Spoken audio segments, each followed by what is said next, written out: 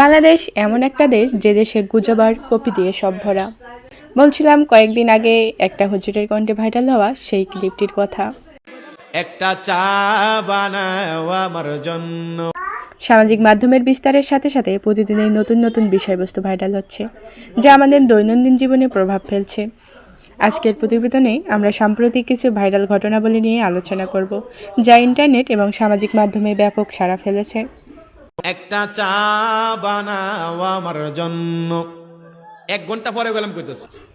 কয়েকদিন আগে ওয়াজ মাহফিলে একটা বক্তা ওয়াজের মাঝখানে একটা ছন্দ বলেন, যেটা অনেকটা গানের মতো সুর হয়।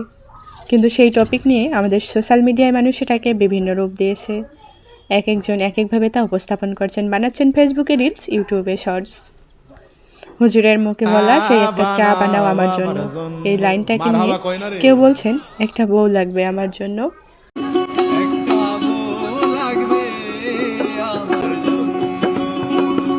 আবার কেউ কেউ বলছেন একটা বউ দেখো আমার জন্য।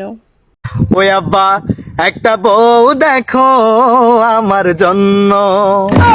আবার কেউ কেউ বলছেন একটা ডিম ভাজো আমার জন্য। একটা ডিম ভাজো আমার জন্য। কেউ বা বলছেন একটা পান বানাই বউয়ের জন্য। একটা পান বানাই বউয়ের জন্য। শুধু কি বাংলাদেশে এসব হয়? না, এ দেশ পেরিয়ে অন্য দেশেও এসব ভাইরাল টপিক নিয়ে হয় শর্টস, রিলস ভিডিও, সেগুলো আবার সোশ্যাল মিডিয়ায় পাবলিশ করেন তারাই। এক কাপ চা বানাই স্বামীর জন্য। উপরোক্ত ঘটনাবলী প্রমাণ করে যে সামাজিক মাধ্যম আমাদের জীবনে কতটা প্রভাব ফেলছে এবং কিভাবে বিভিন্ন বিষয়বস্তু দ্রুত ভাইরাল হয়ে যায়। তবে আমাদের উচিত এই ধরনের বিষয়বস্তু শেয়ার করার আগে তার সত্যতা যাচাই করা এবং সামাজিক দায়িত্বশীলতা বজায় রাখা। মালয়েশিয়ার যাই হয় হোক, এতে আর কেউ কান দেয় না। তারা ভাইরাল টপিক নিয়েই অনেক নাচাগাদা করেন, হোক সেটা কারো পার্সোনাল বিষয়।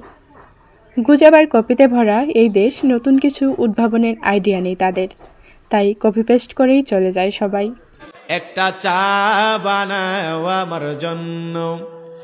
একটা ডিম ভাজো আমার জন্য। একটা বউ লাগবে আমার জন্য।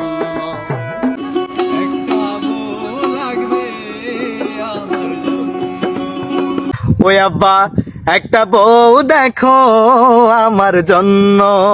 একটা পান বানাই বউয়ের জন্য। একটা চা বানাইছে বউ আমার জন্য। বাইস্তা তোর খালারে চাই আমার জন্য। একটা গান বানাবো তোমার জন্য। এক কাপ চা বানাই স্বামীর জন্য।